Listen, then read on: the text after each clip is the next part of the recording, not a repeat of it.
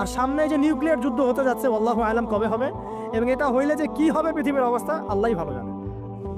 এমন nuclear weapons আছে যেটা আসমানে যদি বিস্ফোরণ ঘটানো হয় তাহলে ওই দেশের সমস্ত ইলেকট্রনিক জিনিসগুলো নষ্ট হয়ে যাবে। বুঝতে পারেন না এই কথা? বোম মারতে হবে না পৃথিবীতে, মাটিতে বোমটা মারতে হবে না, আসমানে বিস্ফোরণ করে দিবে, তাতে আপনার পুরো দেশের যত ইলেকট্রনিক ডিভাইস আছে সব ড্যামেজ।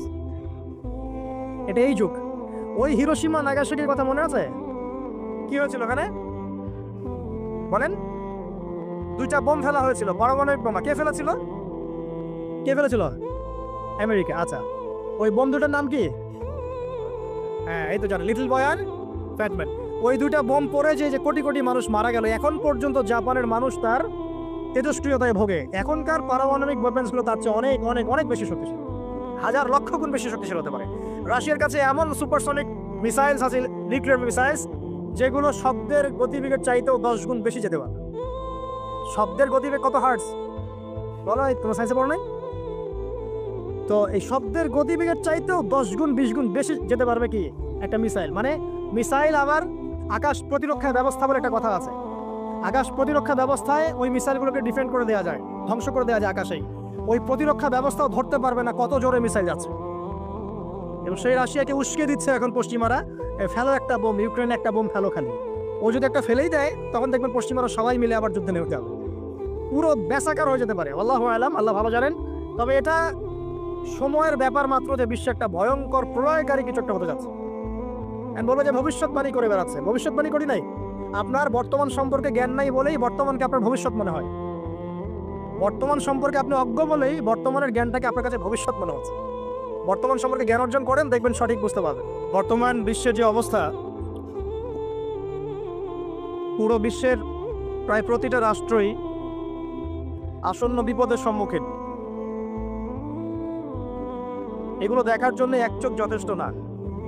শুধু কোরআন এবং সুন্নাহ প্রোটেস্ট্যান্ট ভার্সনে পড়ে গেলেই কেউ দেখতে পারবে এমন নয়।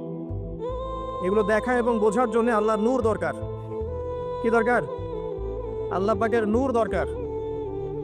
যার কলবের মধ্যে আল্লাহর নূর আছে তার মধ্যে হিকমা এবং বাসিরা বেশি থাকে। যার মধ্যে কোরআন সুন্নাহর জ্ঞানের পাশাপাশি সমসাময়িক বিষয়গুলোর জ্ঞান আছে, এবং এই সব জ্ঞান অর্জন করার পরে যে ব্যক্তি বিনয়ী অহংকারী নয়, এবং যে ব্যক্তি এই জ্ঞান অনুযায়ী আমল করে এবং এই জ্ঞানটাকে বর্তমান প্রেক্ষাপটের সাথে মেলানোর চেষ্টা করে এবং সেজদায় পড়ে পড়ে আল্লাহর কাছে দোয়া করে, আল্লাহ আমাকে হেদায়েত দান করো, আল্লাহ আমাকে বাসিরা দান করো, আল্লাহ আমাকে দূরদর্শিতা দান করো, ইনশাআল্লাহ তাআলা আল্লাহ পাক তার কলবে তার নূর নাজিল করবে ইনশাআল্লাহ। আল্লাহ রাব্বুল আলামিনের নূর ছাড়া এই বিশ্বকে আপনি বুঝতে পারবেন না, চিনতে পারবেন না। তো প্রেক্ষাপট এখন এমন যেটা মিলে যাচ্ছে সরাসরি আইয়ামে জাহিলিয়াতের সাথে। এই শব্দটা শুনেছেন? আইয়ামে জাহিলিয়াত। আমরা সাধারণত বলি নবী সাল্লাল্লাহু আলাইহি ওয়াসাল্লামের নবুয়তের আগের যে যুগটা ছিল ওই যুগটাকে সাধারণত আইয়ামে জাহিলিয়াহ বলা হয়, মানে অন্ধকারাচ্ছন্ন যুগ বলা হয়, তাই তো? কেন বলা হয়? এটা কি ভালো প্রশ্ন না? কি কারণে ওই সমাজের মানুষগুলোকে আমরা জাহেল বলি? জাহেল কে? যে ব্যক্তি জানে না সে যেমন জাহেল, সত্য আসার পরে প্রত্যাখ্যান করে সেও তো জাহেল নাকি? এবং সত্যের অনুকূলে যে আমল করে না, সত্যকে পাশ কাটিয়ে চলে যায়, সে কি জাহেল নয়? জাহেলিয়াহ মানে কি? যারা জাহেলি কাজ করত তারা জাহেলিয়াতের মধ্যে ছিল। যারা জাহেলি মূর্খতাপূর্ণ কাজ করত তারা জাহেলিয়াতের মধ্যে ছিল। এখন এই যুগেও এসে যদি আমরা এই জ্ঞানের বিপ্লব আমরা যে বলি, এই বিশ্বেও যদি আমরা জাহেলের মতো কাজ করি, আমরাও জাহিলিয়াতের মধ্যেই আছি। কথা কি বুঝতে পারছেন? আচ্ছা, একটা প্রশ্ন করলাম, বলেন আইয়ামে জাহিলিয়াতকে কেন জাহিলি যুগ বলা হয়? বলেন। দাওয়াতের কাজ বন্ধ ছিল, একজন বলেছে। আপনি বলেন। বলেন। বর্বরতা ছিল। আর কি ছিল? মেয়ে সন্তানকে পুঁতে ফেলা হতো। আর কি ছিল? মূর্খতা। আর কি? মূর্তি পূজা করা। আচ্ছা, মাশাআল্লাহ, আপনারা পড়াশোনা করেন বুঝতে পারছি, আলহামদুলিল্লাহ। আমি দোয়া করি আল্লাহ পাক আপনাদের জ্ঞান বাড়িয়ে দিক। কেন এই যুগে জ্ঞান ছাড়া চলা যাবে না। এই যুগটা অজ্ঞ থেকে চলার যুগ নয়, জ্ঞান অর্জন করতেই হবে। আর এই জ্ঞান অর্জন শুধু এককেন্দ্রিক করলে চলবে না, আপনাকে বহুমুখী শিক্ষায় শিক্ষিত হতেই হবে। অন্যথায় আপনি ওই যে বললাম আল্লাহর নূর, যেটা দিয়ে আপনি এখন বিশ্বকে দেখবেন, এটা অর্জন করতে পারবেন না। আরেকটা কথা বলে রাখি, অনেক ডিগ্রি সার্টিফিকেট অর্জন করার পরেও যদি মনের মধ্যে হিংসা আর অহংকার আর গীবতের মধ্যে সংস্কৃতি না যায়, ওই নোংরা কলমে আল্লাহর নূর নাজিল হয় না। কথা বোঝাতে পারছি না? অনেক ডিগ্রি সার্টিফিকেট অর্জন করেছেন, তো মনের মধ্য থেকে এখনো হিংসাই যায় নাই, এখনো গীবত তোমাদের সমালোচনার সংস্কৃতি বর্জন করতে পারেন নাই, এখনো খোলা মনে সবাইকে ভাই মনে করতে পারছেন না। সংকীর্ণ মন, একটা ছোট মন নিয়ে ছোট লোকের মতো আপনি চলাফেরা করেন। এই মন নিয়ে চললে আল্লাহর নূর নাজিল হবে না। আল্লাহর নূর পেতে হলে মনটা প্রশস্ত হতে হবে, নিরহংকারপূর্ণ হতে হবে, কারো প্রতি হিংসা নাই, কারো প্রতি বিদ্বেষ নাই, কেউ আমার শত্রু না, মুসলিম ভাইরা সবাই আমার ভাই। উদার একটা যখন মন মানসিকতা থাকবে, নিরহংকারপূর্ণ মন থাকবে, জ্ঞান অনুযায়ী আমল হবে, সেজদায় কান্নাকাটি করবেন, আল্লাহ নূর চলে আসবে ইনশাআল্লাহ। আর এগুলো আসলে এখনকার সায়েন্স দিয়ে আমি ব্যাখ্যা করতে পারবো না, এগুলো আধ্যাত্মিক কথাবার্তা। আমাদের বাহ্যিক এই জগতের বাইরেও কিন্তু একটা জগৎ আছে, আমি মনে হয় বুঝাতে পারছি না। বারাকা, আল্লাহ পাকের বরকত কি দেখেছেন কখনো চোখ দিয়ে? আল্লাহ পাকের বরকত বলে একটা কথা আছে না? আছে না? আচ্ছা, বরকত কি জিনিস আপনি কি চোখে দেখতে পারেন? এমন একজন সালাফের কথা পড়লাম, যিনি 40 বছর বেঁচে ছিলেন। কত বছর? 40 বছর। এই 40 বছরে তিনি প্রায় 300টা বই লিখেছেন। কয়টা? 300টা। এখন বলেন, আমরা এখানে যারা বসে আছি অনেকে 40 পার করে ফেলছি না? আমরা এই 40 বছরে কিছু করতে পেরেছি? এই 40 বছরে একটা মানুষ 300টা বই লিখতে পারে? তাহলে আমরা বুঝতে পারছি যে তাদের সময়ের যে বরকত আর আমাদের হায়াতের বরকত এক না। বরকত সম্পূর্ণ ভিন্ন জিনিস, যেটা আমরা চাক্ষুষ দেখা জ্ঞান দিয়ে বিশ্লেষণ করতে পারবো না। পারবো না। আরো বোঝাচ্ছি, দেখুন রাসূলুল্লাহ সাল্লাল্লাহু আলাইহি ওয়াসাল্লাম সারাদিনে কত কাজ করতেন। তাহাজ্জুদ পড়তেন, শেষ রাত্রে উঠতেন, রাতের এক অংশ ঘুমাতেন, আরেক অংশ উঠতেন, উঠে তাহাজ্জুদের নামাজ পড়তেন, লম্বা কেরাত, মানে এক রাকাতে প্রায় 4 পারা কোরআন তেলাওয়াত করেছেন। এক রাকাতে 4 পারা। আমরা তো 4টা আয়াত পড়লেই একদম তাড়াতাড়ি রুকু করতে হবে, দাঁড়ায় থাকতে পারতেছি না। তাই নামাজ তো ডিজিটাল, এখন যুগের সাথে সাথে নামাজও গিয়ে ডিজিটাল। অনেক মসজিদে নামাজ পড়লে মনে হয় ইমাম সাহেব পেশাব পায়খানা চাপ নিয়ে নামাজ পড়াচ্ছে মনে হয়, তাড়াতাড়ি নামাজ শেষ করতে পারলে বাঁচে। আবার দেখা যায় মাঝে মাঝে যে নামাজ মানুষ পড়াচ্ছে, পড়তেছে না, মানে নামাজ পড়ানোর দায়িত্ব সে পালন করছে, নামাজ নিজে পড়তেছে না। তো এই ডিজিটাল নামাজ না। নবী সাল্লাল্লাহু আলাইহি ওয়াসাল্লাম এক রাকাতে 4 পারা কোরআন তেলাওয়াত করেছেন, প্রায় 4.5 পারা তাহাজ্জুদের নামাজে। তখনই তো গিয়ে পা ফুলবে। এই যে পা ফুলতো, এমনি এমনি পা ফলে? কতক্ষণ দাঁড়ায় থাকলে একটা মানুষের পা ফলে? তো নবী সাল্লাল্লাহু আলাইহি ওয়াসাল্লামের পা ফুলে যেত, পা মোবারক ফুলে যেত। লম্বা সালাত পড়তেন, সালাতের পরে আবার কিছুক্ষণ ডান কাতে শুয়ে থাকতেন সুন্নত পড়ে। বেলাল রাদিয়াল্লাহু আনহু এসে ডাক দিতেন, তিনি গিয়ে মসজিদ নববীতে নামাজ পড়াতেন। ফজরের নামাজও হতো লম্বা, কেরাত হতো লম্বা। নামাজের পরে আবার সাহাবীদের সাথে কথাবার্তা বলতেন, দ্বীনি বিষয়ে মোজাকারা করতেন। তারপরে ইশরাকের নামাজ পড়তেন, চাষতের নামাজ পড়তেন, পরিবারের দেখাশোনা করতেন, দিন প্রচার করতেন, রুজি রুটির ব্যাপার ছিল। এই সারাদিন যে এতগুলো কাজ তিনি করতেন, একদিনে একটা মানুষ এত কাজ করতে পারে? তো নবী সাল্লাল্লাহু আলাইহি ওয়াসাল্লামের জীবনের বরকত আমার জীবনের বরকত কি সমান? তাহলে বলেন, বরকত কি আমি চাক্ষুষ জ্ঞান দিয়ে প্রমাণ করতে পারবো? এরকম অনেক বিষয় আছে ইসলামে যেটা চাক্ষুষ জ্ঞান দিয়ে প্রমাণ করা যায় না। কবরের আযাব দেখেছেন? কেউ কি প্রমাণ করতে পারবে? আপনি কি ফেরেশতাকে দেখেছেন যারা এখন এখানে ঘিরে রেখেছে জায়গাটা? এই জায়গাটা কি ফেরেশতারা ঘিরে রাখে নাই? আল্লাহ রাসূল কি সেই কথা বলেন নাই? কিন্তু আমরা কি প্রমাণ করতে পারবো এখন? আপনি চাক্ষুষ জ্ঞান দিয়ে পারবেন না। কবরের আযাব প্রমাণ করতে পারবেন না। স্বপ্ন মাঝে মাঝে দেখেন, সত্য হয় কি হয় না? মুমিনের স্বপ্ন সত্যি হবে কি হবে না? আখিরুজ জামানে মুমিনের স্বপ্ন বেশি বেশি সত্য হবে। তো সত্য স্বপ্নের কি ব্যাখ্যা দিবেন? কোনো ব্যাখ্যা নাই। আপনি কি জান্নাত জাহান্নাম দেখেছেন? দেখেন নাই। মিজান পুলসিরাত দেখেছেন?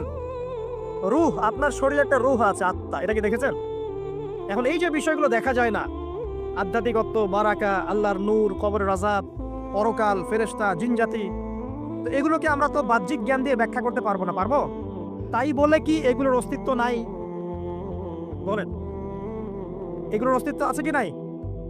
যদি এগুলোর অস্তিত্ব কেউ বিজ্ঞান দিয়ে প্রমাণ করতে চায় পারবে? যুক্তি দিয়ে প্রমাণ করতে চাইলে পারবে? কোনো দর্শন দিয়ে প্রমাণ করতে চাইলে পারবে? পারবে না। তাহলে এখানে একটা বিষয় হচ্ছে, আল্লাহর পক্ষ থেকে যা নাজিল হয়েছে চোখ বন্ধ করে বিশ্বাস করতে হবে। এখন এই চোখ বন্ধ করে বিশ্বাস করলে পরে মানুষ আপনাকে বলবে ধর্মান্ধ, কি বলবে?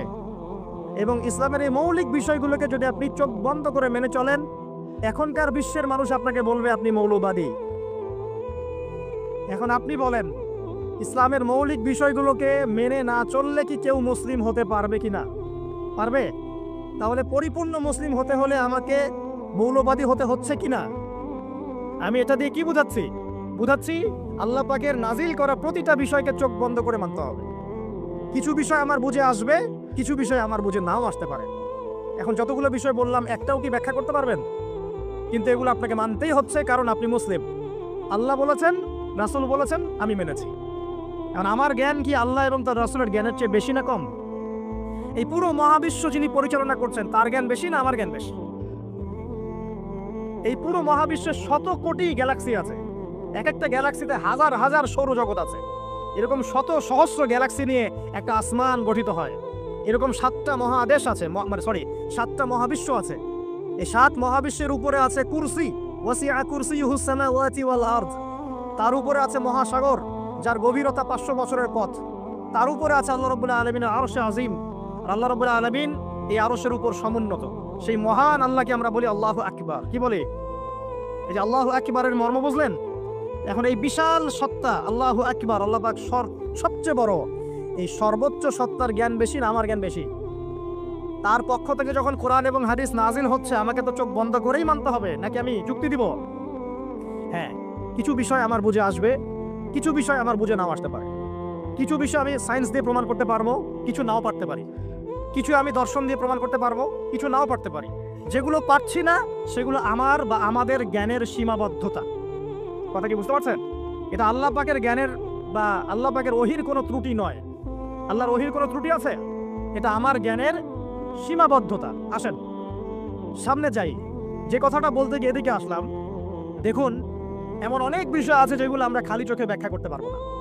আমরা যে যুগটাকে আইয়ামে জাহিলিয়াত বলছি, ওই যুগটাতে যে সমস্যাগুলো ছিল, যে পাপগুলো ছিল, সেগুলো এখনকার বিশ্বে আরো অনেক উঁচু লেভেলে বিরাজ করছে। যেমন এই যে আপনারা বললেন, একটা পাপ ছিল শিরক। সরাসরি মূর্তি পূজা বলছি না, আমরা বলছি কি শিরকের পাপ ছিল। ওই আইয়ামে জাহিলিয়াতের মানুষগুলো শিরকের পাপে নিমজ্জিত ছিল। তারা শুধু মূর্তির পূজাই করতো এমনটা নয়, তারা কবরেরও পূজা করত, তারা মৃত মানুষেরও পূজা করত, তারা কেউ কেউ নাস্তিকতায়ও বিশ্বাসী ছিল। সূরা মুমিনুন পড়লে দেখবেন তাদের মধ্যে একটা আকীদা ছিল, ইন হিয়া ইল্লা হায়াতুনা দুনিয়া নামুতু ওয়া নাহয়া। কাফেররা বলতো যে আমরা এই পৃথিবীতে জন্মেছি, এখানেই আমরা জন্মাবো, এখানেই মারা যাবো, ওয়া মা নাহনু বিমাবউসিন, আমাদেরকে পুনরুত্থিত করা হবে না। এই পরকালের কনসেপ্টে তারা বিশ্বাস করতো না। তো এরকমও লোক ছিল, শুধু যে লাত, ওজ্জা, হবল, মানাত এগুলোর পূজা করতো তাই নয় বিষয়টা।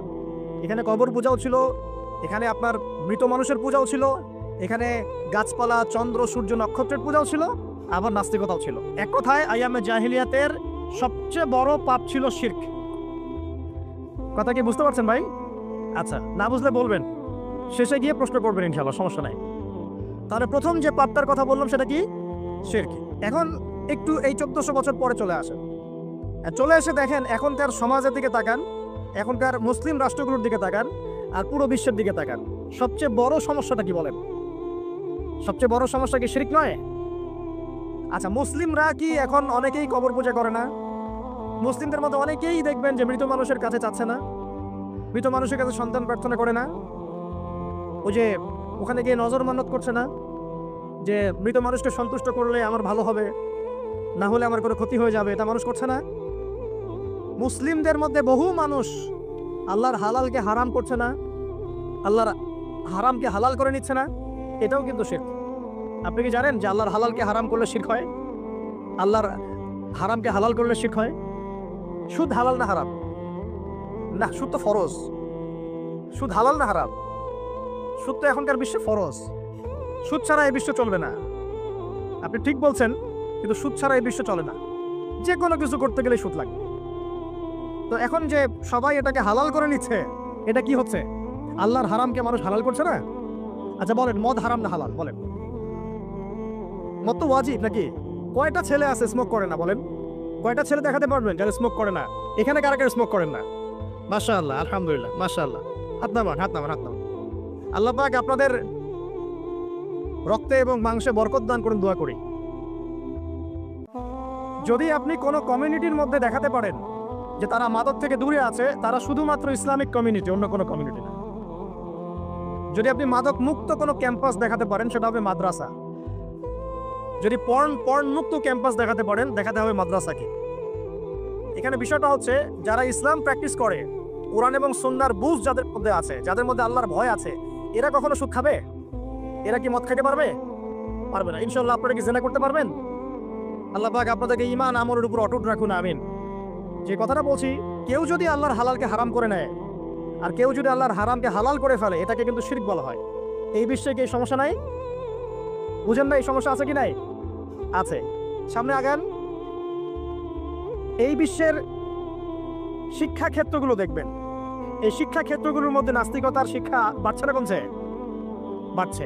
এই বিশ্বের অর্থনীতি দেখবেন, অর্থনীতির মধ্যে শিরক বাড়ছে না কমছে?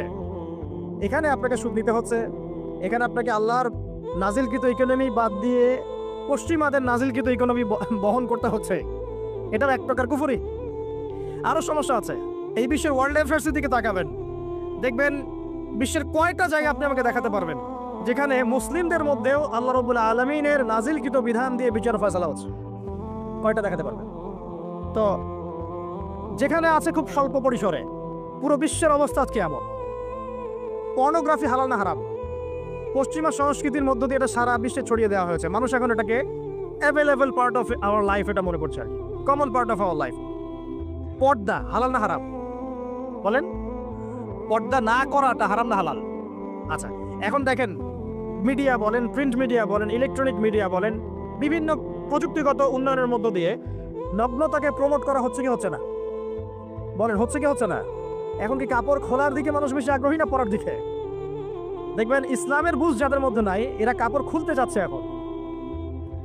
আর আমি আপনাদেরকে বলি, আগের লেকচারগুলোতে বলেছি, এই পুরো মহাবিশ্বে আমাদের বাবা আর মা আদম এবং হাওয়া আলাইহিস সালাম, তাদের গা থেকে পোশাকটা খুলে ফেলেছিল কে জানেন? কে?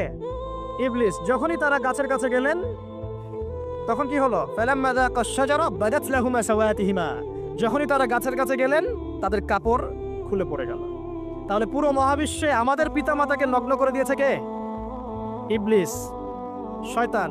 তাহলে এখন পৃথিবীতে যারা মুসলিমদেরকে বা অমুসলিমদেরকে, পুরো মানবতাকে যারা নগ্ন করতে চাচ্ছে, এরা কার এজেন্ট? এরা কার এজেন্টটা বাস্তবায়ন করছে? এটা কি বুঝতে বাকি থাকে? আমি কথাগুলো বানিয়ে বলি নাই। সূরা আরাফ পড়েন, দেখবেন সব লেখা আছে। আসেন, এক কথায় বলতে চাচ্ছি, ওই সময়কার যে শিরকটা শুধুমাত্র মক্কায় সীমাবদ্ধ ছিল, এখনকার শিরকটা গ্লোবালাইজেশন হয়েছে, পুরো দেশে দেশে দেশে শিরক ছড়িয়ে পড়েছে। আসেন, ওই সময় আরেকটা বড় পাপ ছিল, যেটাই যে এক ভাই বলল, সেটা হলো রিবা। রিবা, রিবা মানে কি? সুদ। রিবা মানে সুদ, জানেন তো? আর সুদ তো ফরজ নাকি ভাই? আচ্ছা, এমন কোনো গ্রাম নাই বাংলাদেশে যেখানে সুদ নাই, আর বিশ্বের এমন কোনো দেশ নাই যেখানে সুদ নাই। আর এই যুগের কথাই নবী সাল্লাল্লাহু আলাইহি ওয়াসাল্লাম হয়তোবা বলেছিলেন, আল্লাহু আ'লাম, আল্লাহ ভালো জানেন, যে এমন একটা যুগ আসবে যে যুগে ম্যাক্সিমামই সুদখোর হবে। যে ব্যক্তি সুদের ছিটাফোটা, মানে সুদের পাপ থেকে বেঁচে থাকতে চাইবে, ওর গায়েও গিয়ে সুদের ছিটাফোটা গিয়ে লাগবে। এটা সেই যুগ না? আপনি বুঝতে পারছেন না হয়তো, এটা সেই যুগ। আপনি মনে করছেন দাড়ি, টুপি, পাগড়ি, জুব্বা মাশাআল্লাহ সব লাগাই দিছি, হ্যাঁ, বাইরে একটা সাইনবোর্ড আছে, আমি মৌলবী, আল্লামা, আমি একজন দায়ী বক্তা, কিন্তু সুদের যে ওই ছিটাফোটা, এটা আপনার কাছে আমার কাছেও আছে। হয়তো আপনি বুঝতে পারছেন না। কখন বুঝবেন? যখন ইসলামিক অর্থনীতির বইগুলো পড়তে পারবেন। আর শুধু ইসলামিক অর্থনীতির বই যথেষ্ট না, এর পাশাপাশি আমাদের দরকার এই প্রচলিত যে IMF, ইন্টারন্যাশনাল মনিটারি সিস্টেম, এর নীতিগুলো জানা। তখন কি আপনি বুঝবেন ওয়ার্ল্ড ব্যাংক কি জিনিস, IMF কি জিনিস, ঠিক আছে? তখন বুঝবেন যে পেট্রো ডলার কি জিনিস, তখন বুঝবেন যে হার্ড কারেন্সি, সফট কারেন্সি কি জিনিস। এখন বুঝবেন না। আর যেহেতু বুঝবেন না, অতএব আমি এগুলো বলেও লাভ নাই। যেহেতু আপনি বুঝবেন না, আমি যদি এখন এসব নিয়ে কথা বলি, আপনার কাছে মনে হবে এসব কি উল্টা পাল্টা কথা কইতাছে, ঠিক আছে? যাই হোক, আগে আল্লাহর ওয়াস্তে ইসলামিক ইকোনমিক্স পড়েন এবং ইন্টারন্যাশনাল মনিটারি সিস্টেম সম্পর্কে পড়েন। তো যাই হোক, পড়াশোনা করেন। আমি একজন স্কলারের নাম বলে দিই, এক লেকচারে তো সব বলে দেওয়া সম্ভব না। সম্ভব? আমি রাস্তা দেখাচ্ছি আপনাদেরকে। আপনারা আল্লামা তকি উসমানীর বইগুলো পড়েন, নাম শুনেছেন? আচ্ছা, নাকি এখন বলবেন যে উনি তো হানাফি মাযহাবের, আমি তো আহলে হাদিস পড়বো না, এটা বলবেন নাকি? আল্লামা তকি উসমানী এই বিশ্বের সবচেয়ে বড় আলেমদের একজন। আল্লামা তাকি উসমানী এই বিশ্বের সবচেয়ে রিনাউন্ড আলেমদের একজন। তার ইসলামিক অর্থনীতির যে পুরো সিরিজ আছে, আল্লাহর ওয়াস্তে বাসায় কিনে একবার পড়ে দেখেন অর্থনীতি কি